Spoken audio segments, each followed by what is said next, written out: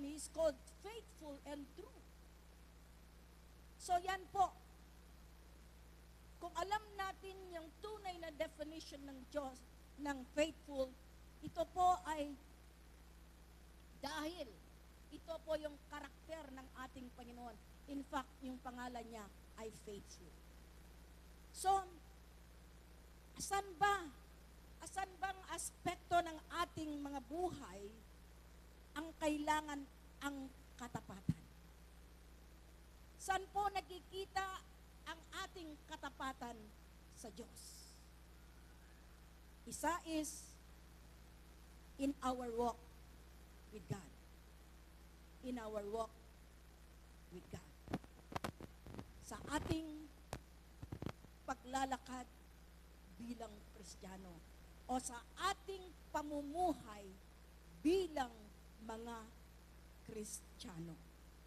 Yung sabi nga sa 10:23, Hebrews 10:23, anong sinabi sa Hebrews 10:23? Let us hold unswervingly to the hope we profess. For He who promised is faithful. Sa ating paglalakad bilang mga Kristiyano, tayo po ay dapat tapat. Ang katapatan po, ito yung pundasyon po ng lahat ng loyalties. Katapatan sa panalangin, katapatan sa salita, katapatan sa mga pangako. Kailangan tayo po sa ating bilang mga Kristiyano, kung ikaw ay isang tunay na Kristiyano, ay dapat tapat tayo sa ating commitment, sa ating panalangin, tapat tayo sa salita na ating nabasa, hindi yung binabasa lang natin yung salita, pero hindi naman natin ginagawa. Tapat tayo sa ating mga pangako, na kung ano yung pangako natin sa Panginoon, kung ano yung pangako ng Panginoon, tayo po ay sumusunod nito. Ito po yung magiging sandigan po natin, ito yung magiging pundasyon po natin sa buhay, ang mga pangako ng Panginoon. Alam niyo po, kung tayo ay tapat lang sa panalangin, sa mga tapat sa pagsunod sa salita ng Diyos, siguro napakaganda po ang buhay sa mundo. Wala pang conflicts. Wala pong mga away. Kung lahat ay maging tapat lang sa kalooban ng Panginoon. In our walk with God. Kung ang tama ang ating lakad as a Christian, alam ko, yung lahat tayo ay tama.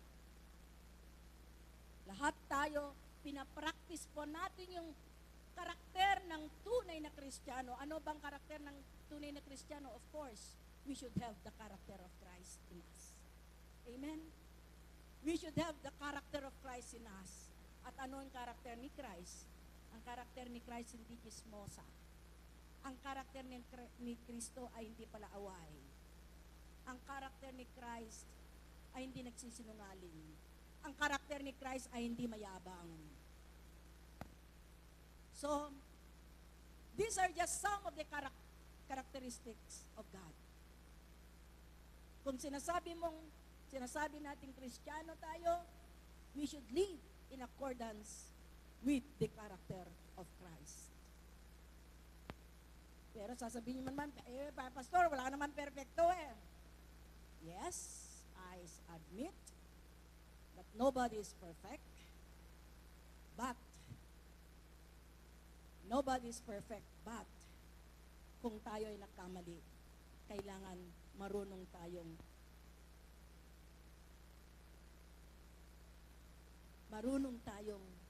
i-admit ang ating pagkakamali. Amen? Marunong tayong i-acknowledge ang ating pagkakamali. Hindi nagkamali na nga tayo, nagmamalaki pa tayo.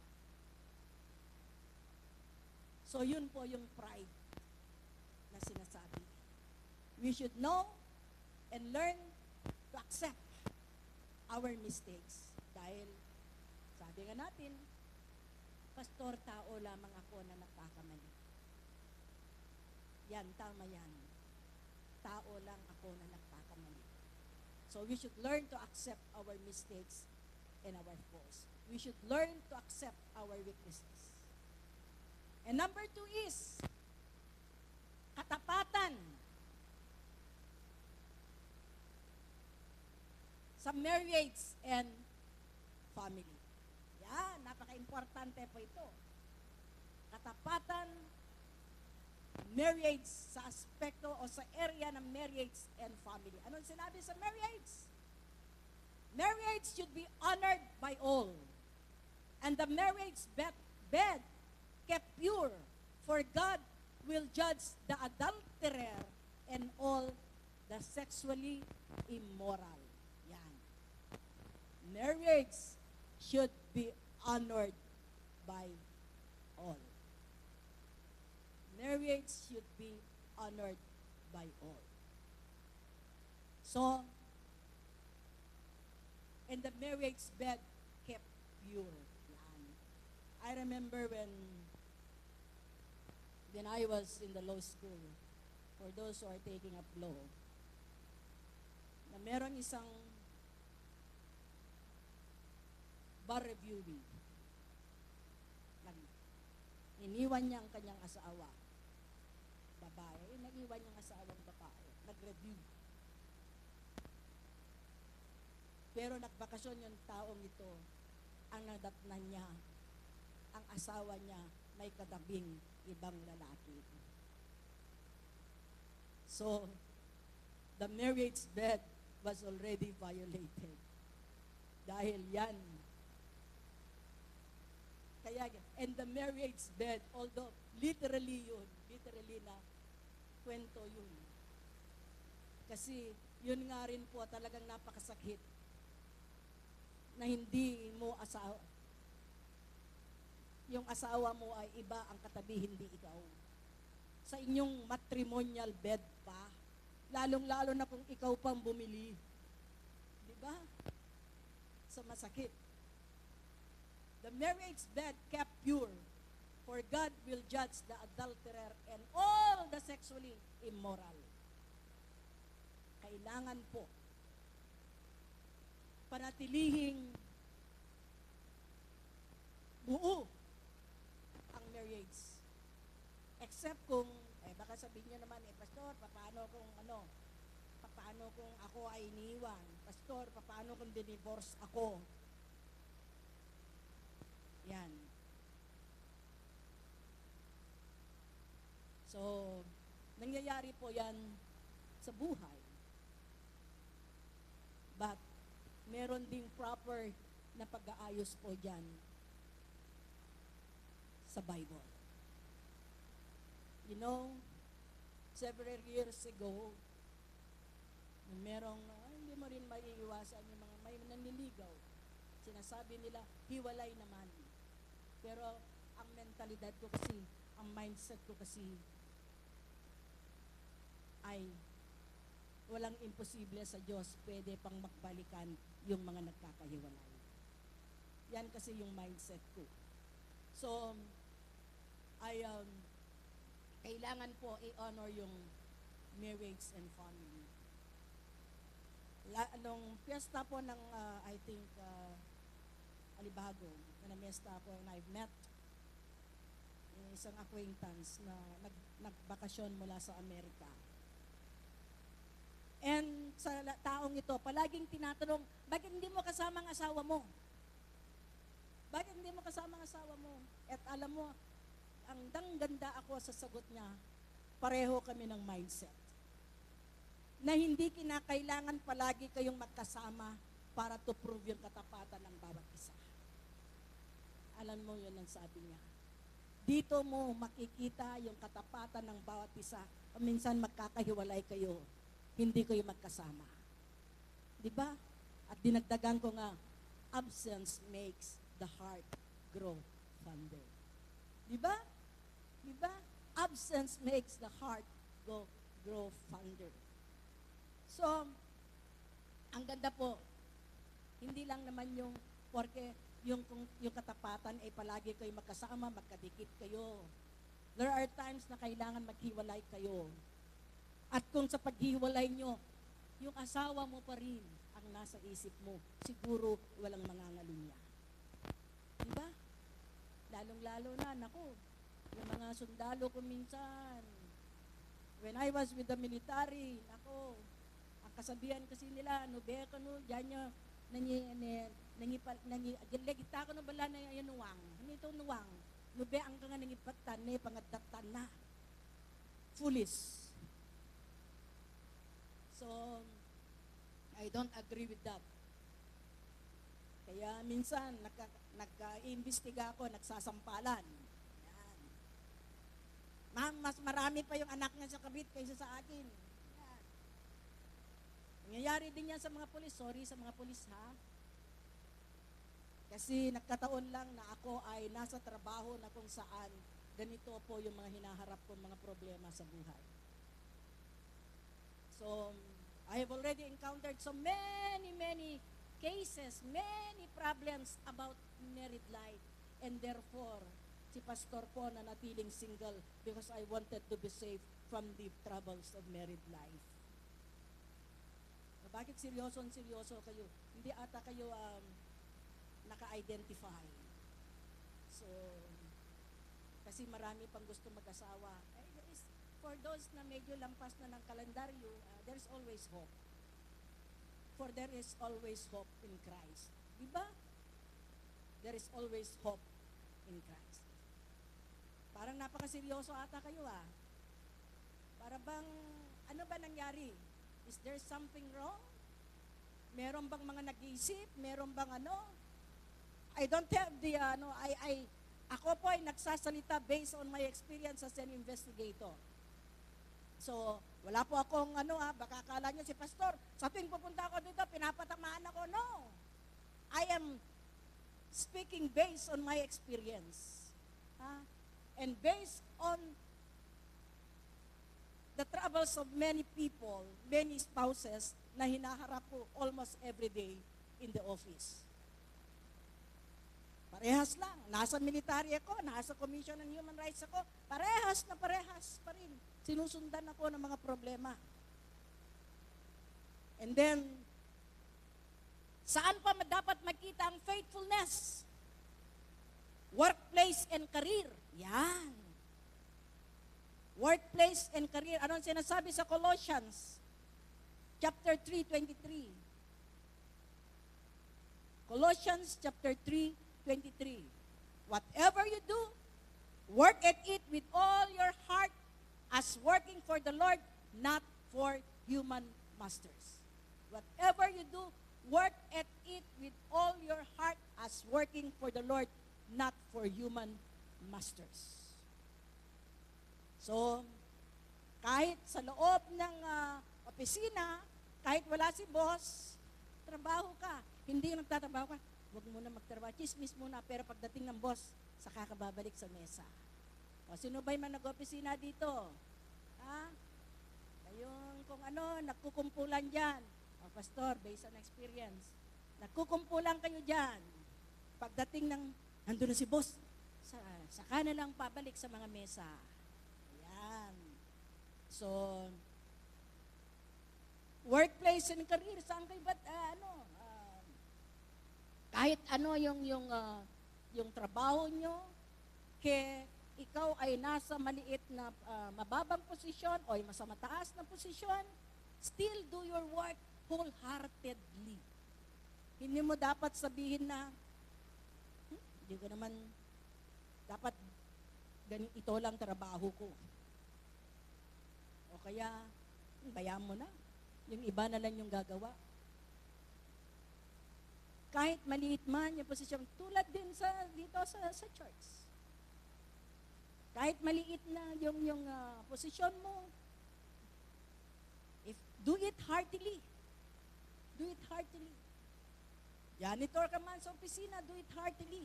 Yung pagka-janitor mo. I remember one time, there is one story na umaangal yung think electrician ito. Matagal na ako dito sa kumpanyang ito. Di man lang ako pinopromote, sabi niya. Kaya sabi naman ng wise advisor na matanda, subukan mong mag-absent. Subukan mong mag-absent, sabi niya. At doon mo malalaman yung value mo. Totoo nga, nag-absent nga ito. Noong nag-absent, yung empleyadong ito, natural yung mga ginagawa niya, hindi alam ng iba. And therefore, inano siya na balik ka. Doon lang siya ipinromote dahil nakita nila yung value niya. Dahil noon, hindi siya pinapansin. Pero noong nag-absent, naku, para bang na-discourage. Dahil hindi nila alam yung kanyang ginagawa. And therefore, na-promote. Pero ganito naman ang nangyari. Nag-aspire na ng mataas. So, and therefore, ginawa niyang seasonal na o ano na yung pag-absent. Palagi niyang nag-absent na dahil para sa tuwing mag-absent, siya, i-promote siya ng promote. Yun ang ginawa niya, pumasok na yung kayabangan. Hindi pala nila kayang gawin ang gawain ko. And therefore, ginawa niya yung pa-absent ang absent. Hanggang sa nainis na yung kumpanya. Nainis na yung kumpanya.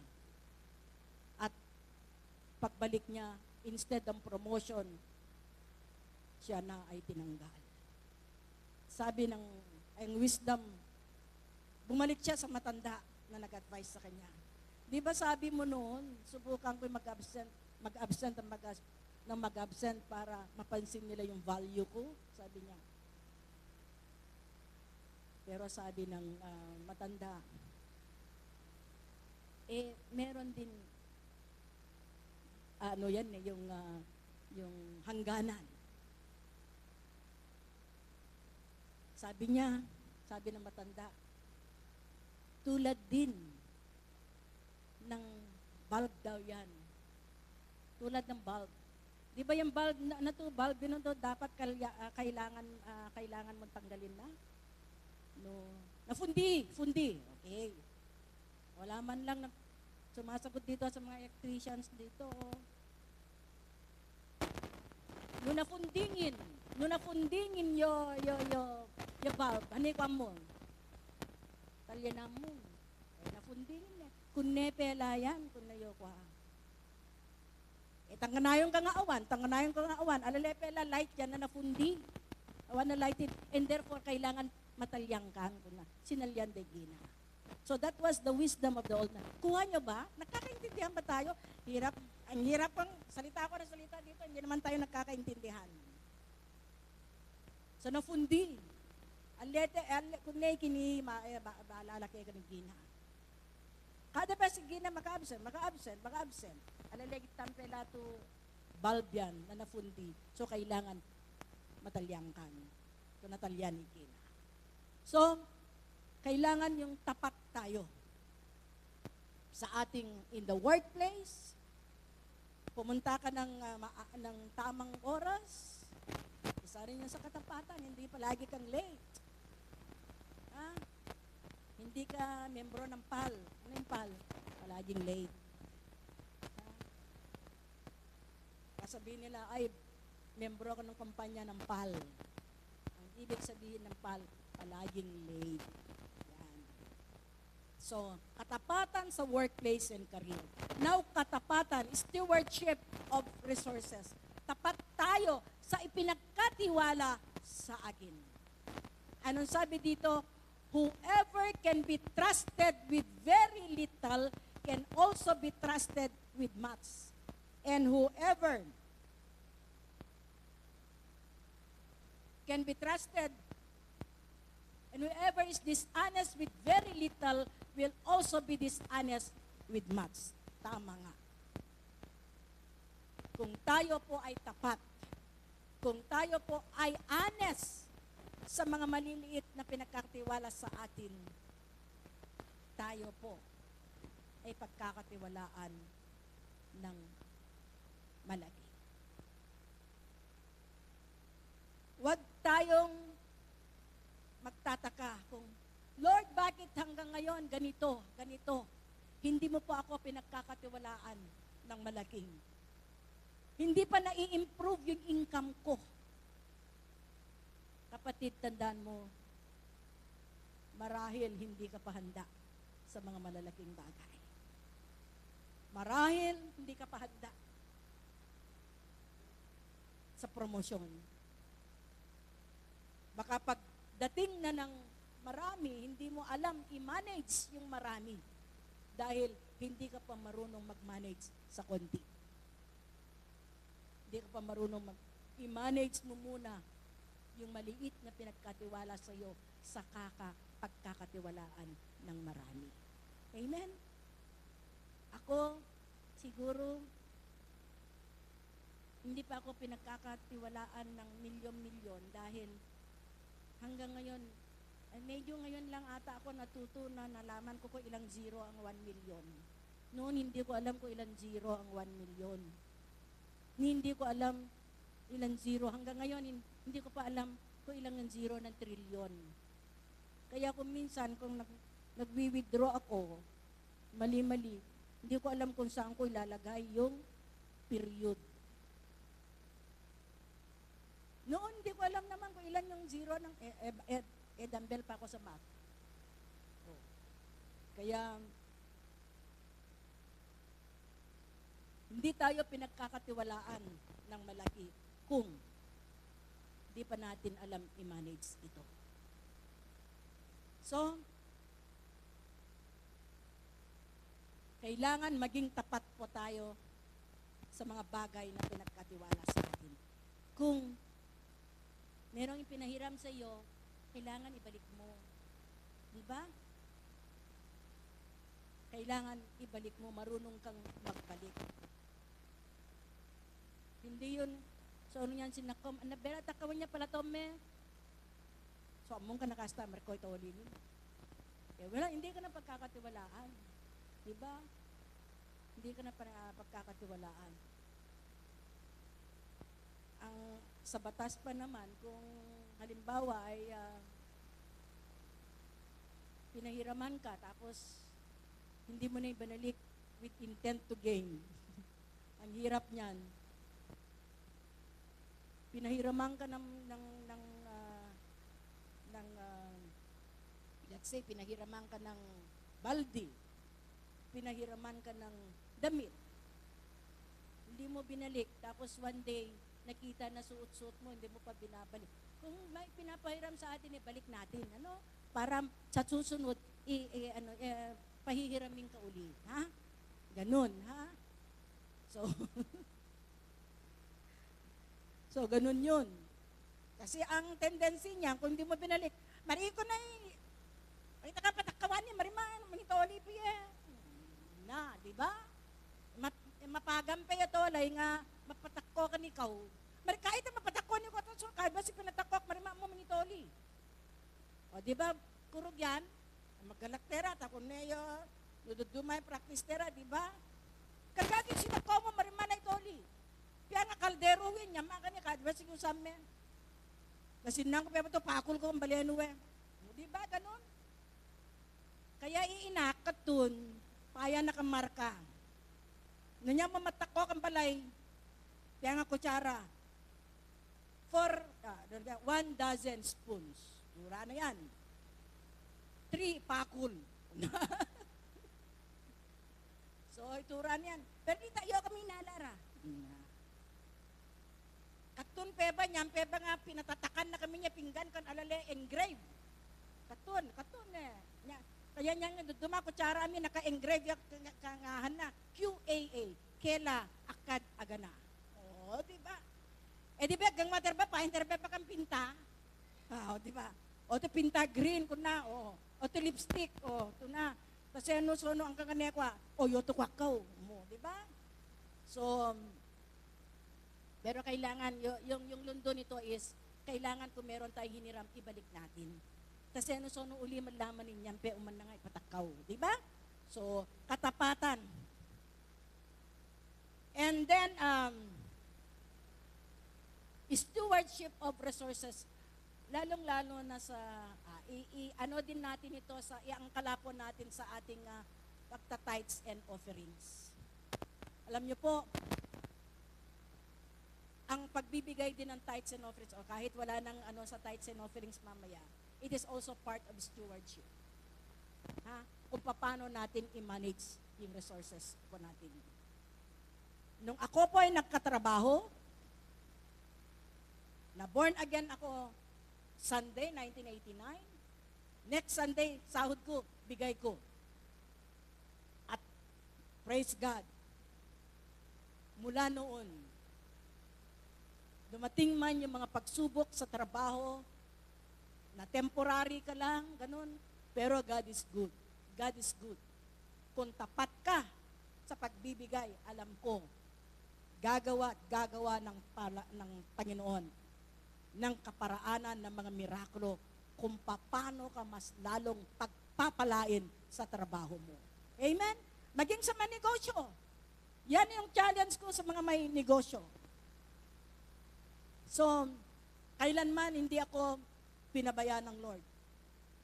May dumating mang mga problema, pero kung tapat ka sa pagbibigay, I guarantee you, hindi ka pababayaan ng Diyos. Hindi ka pababayaan ng Diyos. Stewardship of resources, marunong kang, nasa Bible kasi yung generosity encouraged Nasa Corinthians yan, Generosity is encouraged. Huwag mong panatilihin. Parang tubig din yan. Kung nasa balon lang yung tubig, hindi magfo-flow. Diba? Let it flow. Kung magfo-flow yan, mas marami ang mabe-bless.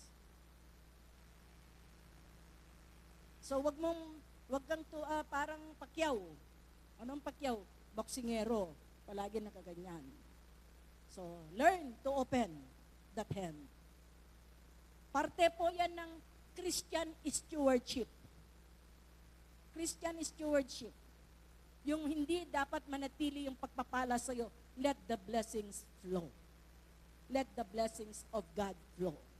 And it's one way of acknowledging ng lahat ng meron sa'yo galing sa Panginoon. Huwag kang magmamayabang na sasabihin mo, kinita pelayo kanya sikasikang ko nagafanan ko yung sikasikang mo. Naggafuyang kani afu. Amen? Naggafuyang kani afu. O yan, may nag-ano sa akin, malapit na ata matapos ang time ko. So, faithfulness in the community and church. Yan. Galatians 6:10. Malapit na matapos, huwag kayong mag-alala. Galatians 6:10. I will be strict to myself this time. Wise stewardship of time. In the community and church. Galatians 6:10. Sabi niya dito, therefore, as we have opportunity, let us do good to all people, especially to those who belong to the family of believers. Yan. Kailangan tapat po tayo sa komunidad, sa church na ginagalawan po natin. Sa community, alam din natin kung ano yung role natin sa community. Sa church, alam din natin yung role natin sa church. Tapat po tayo gumagawa kung ano yung pinapagawa ng Panginoon sa atin. Let us do good to all people. Kailangan, let us be kind to one another. Let us support one another. Let us build one another. Encourage one another. Hindi yung mag-discourage. Encourage one another. Uplift one another. So, kailangan po ang katapatan dito. Tapat tayo sa ating mga commitments sa church. And now, let us go now to the obstacles that block faithfulness. Number 1 is fatigue. Kung minsan, tayo po, hindi po natin ginagawa, hindi po naging tapat sa Panginoon dahil sa fatigue, sa pagod, sa Elijah po, dahil sa kapaguran. Because of fatigue, siya po ay nagiging, hindi niya nagagawa. Naging tamad siya sa pinapagawa ng Panginoon. Just like Elijah, He was frequently reminded by God of the task he was supposed to do. Dahil sa kapaguran na. Kung minsan sa pagod na tayo, pagod ka na, ang dami mo ng hindi mo na nagagawa, pinapagawa ng Panginoon. Dahil pagod ka, ewan ko kung saan ka palaging napapagod. Ayan. And number 2 is fear. Si Saul po, sa 1 Samuel chapter 15 verse 24, siya po, hindi siya naging tapat sa Panginoon. Bakit? Siya po ay takot. Sabi niya sa 1 Samuel 15:24, I was afraid of the men, so I gave in to them. Kung minsan dahil takot tayo sa tao, takot tayo sa sasabihin ng tao, hindi natin ginagawa yung pinapagawa ng Panginoon. We become men pleasers. Mas gusto po natin pagbigyan yung tao kaysa kalooban ng Panginoon. Mas ginusto po natin, baka sabihin, ay, baka i-break ako ng boyfriend ko kung hindi kami magkita ngayon, hindi kami magka-eyeball ngayon. Mas pumunta ka nakipag-date kaysa pumunta sa church. And then, ano nangyari? Here comes the bride. Buntis inside. 3 months inside. Here comes the bride. 3 months inside. Why? Dahil mas pinili mo. Takot ka. Sige, kung hindi tayo magkita ngayon, break na tayo. Ayun palagi kong sinasabi sa inyo, mga lalaki at mga babae, there is still many fish in the ocean. Anong ibig sabihin yun? Huwag niyong, kung ganun yung mentalidad ng lalaki o babae, break na tayo. Sige, break na lang. There is still many fish in the ocean. Yan ang nyo. Yun ang sasabihin nyo. Marami pang lalaki ang hindi ko nakikita. Marami pang babae ang hindi ko nakikita. Yun ang mentalidad ninyo. Because if it is God's will, mangyayari. Di ba? Ang kalooban, kung ikaw ay sumusunod sa Panginoon, God is reserving the best for you. Amen? Nire-reserva ni Lord. Kung tapat ka sa Panginoon, God will reserve the best for you. Tandaan niyo po yan. Mas gusto kong sundin ang kalooban ng Panginoon kaysa ang kalooban mo. Kaya ano ngayon kay break mo ako? Hindi lang naman ikaw nag-iisang lalaki sa mundo. Kung babae, hindi lang naman ikaw nag-iisang babae sa mundo. Marami pang hindi ko nakita. Ayan, tatawa-tawa yung mga ladies ngayon.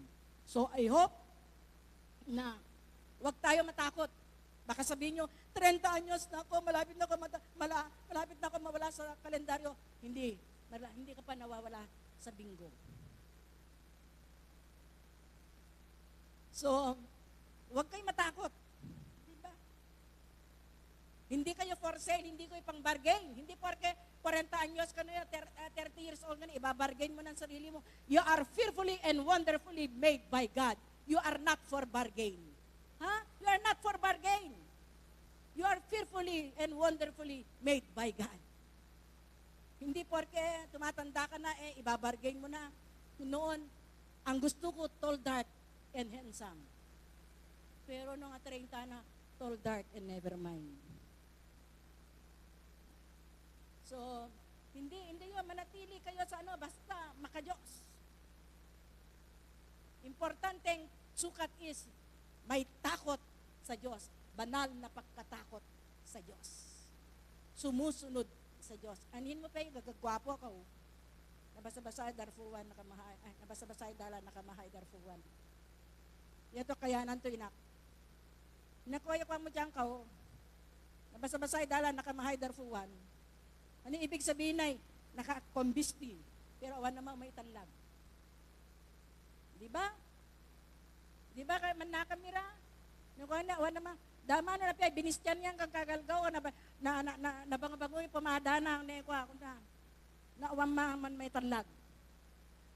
Nakamaha, nabasa-basa, yadalan, nakamaha, yadarfuwan. Yan to, kayanan to inakatun. Another is disillusionment. Yan. Tulad ni Judas. Because of disillusionment, he betrayed Jesus. He was expecting Disgusted na siya yung nais niya na hindi mangyari. Yung inanais niya, sabi niya parang hindi nangyayari. Things do not happen as he expected it to be. And therefore, ang pinagkanulo niya na si Jesus. Pinagpalit na niya si Jesus. It stemmed from a conflict between his expectation of the Messiah, a political and military figure who would overthrow the Roman rule and restore the earthly kingdom. So yun ang nangyari po kay Judas. Kaya pinagkanulo niya si Jesus. Disillusionment. Ang gusto niya mangyari, hindi nangyari. That's why pinagkanulo niya si Jesus. Isa is distraction. Isang area ng life natin na kung bakit hindi nangyayari. Wala yung faithfulness natin is distraction. Example nito is Demas. Demas.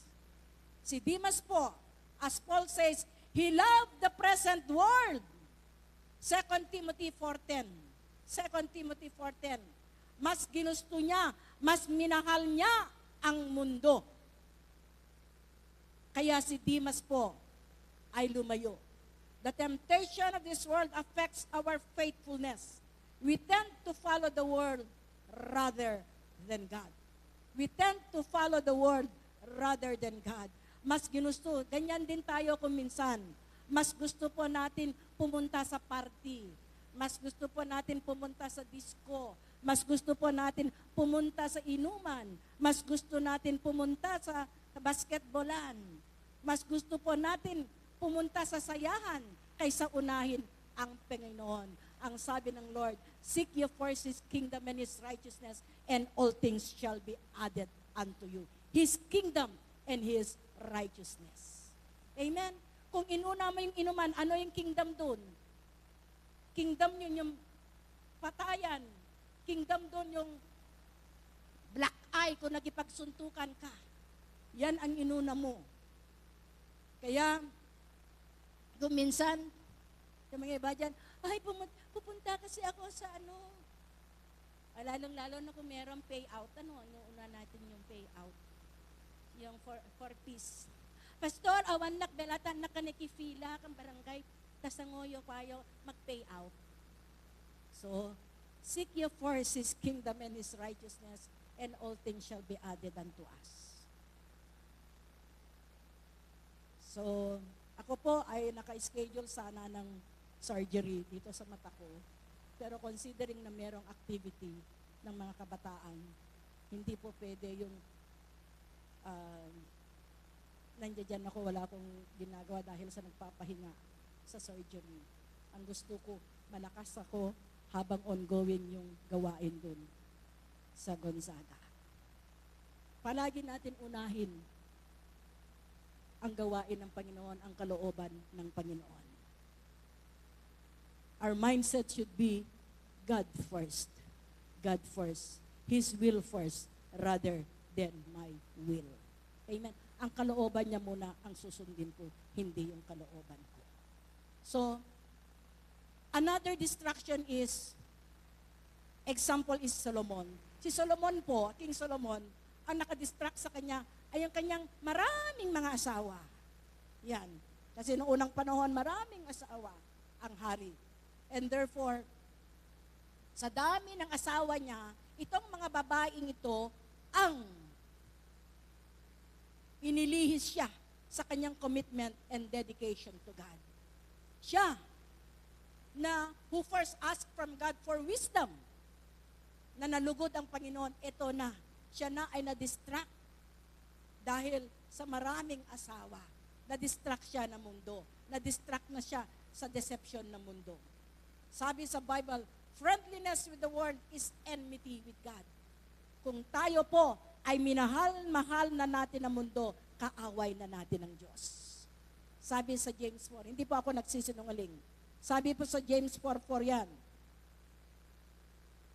Friendliness with God, friendliness with the world is enmity with God.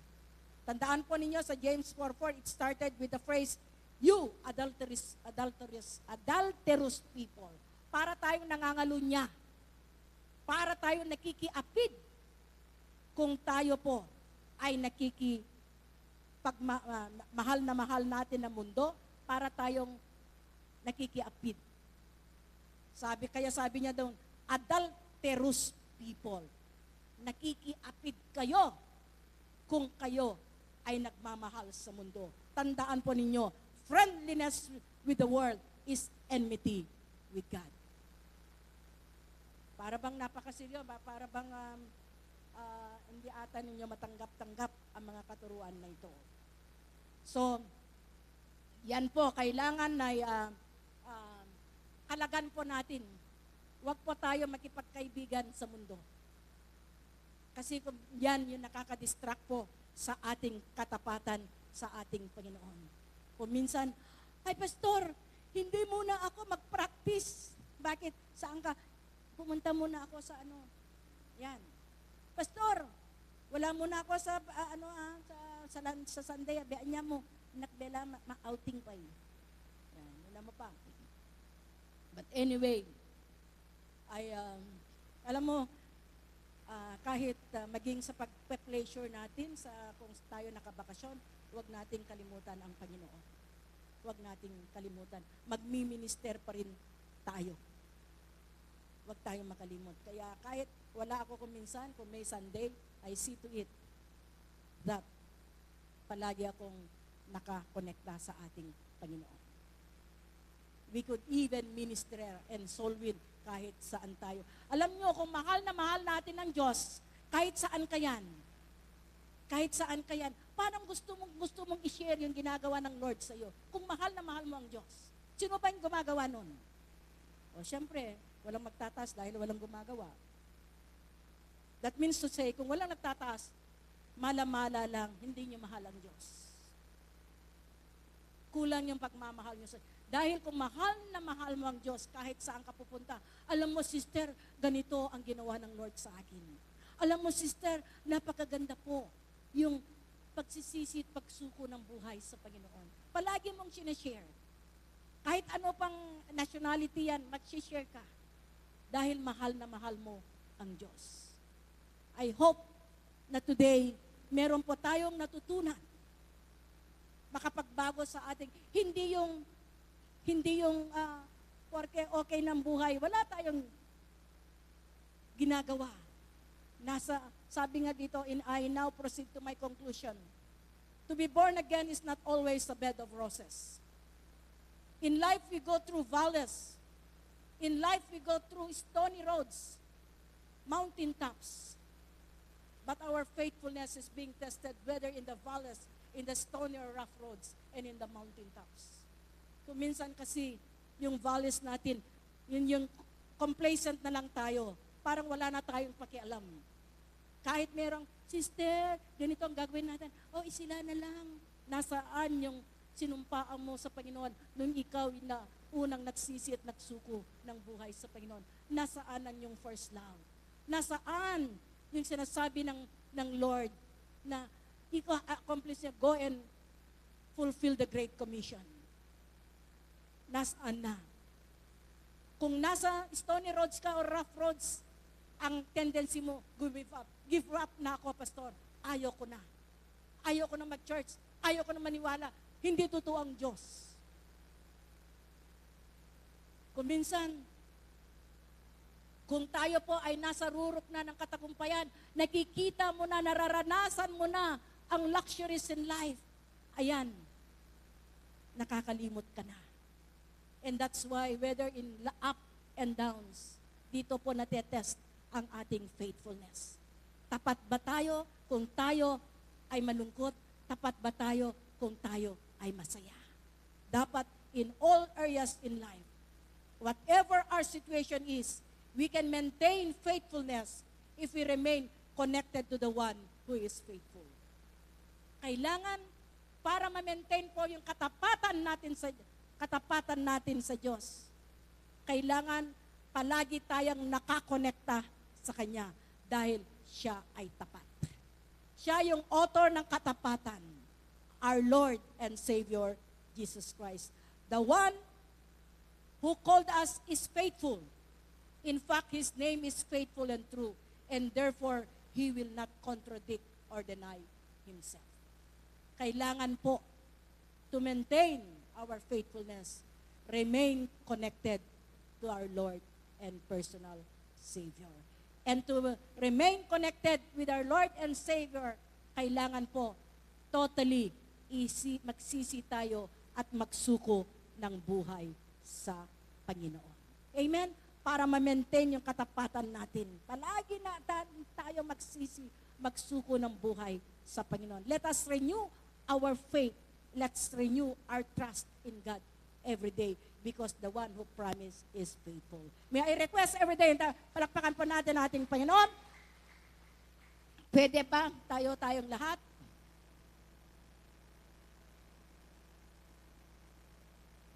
Hallelujah. Hallelujah. Thank you, Father. Thank you, Jesus. Thank you, Holy Spirit. Hallelujah. Hallelujah.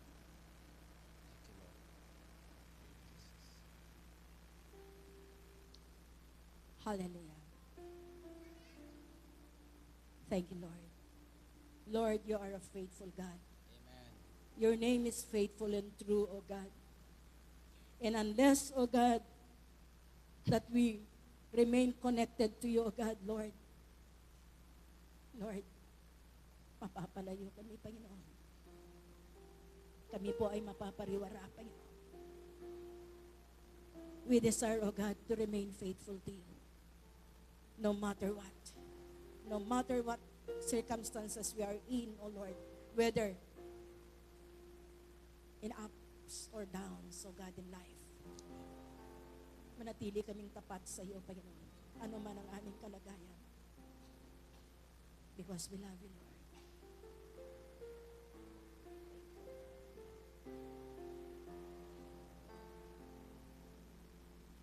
We're the pilgrims on the journey of the narrow road. And those who come before us light the way, cheering on the faithful, encouraging the weary. Their lives is a steering testament to God's sustaining grace. Surrounded by so great a cloud of witnesses, let us run the race not only for the prize,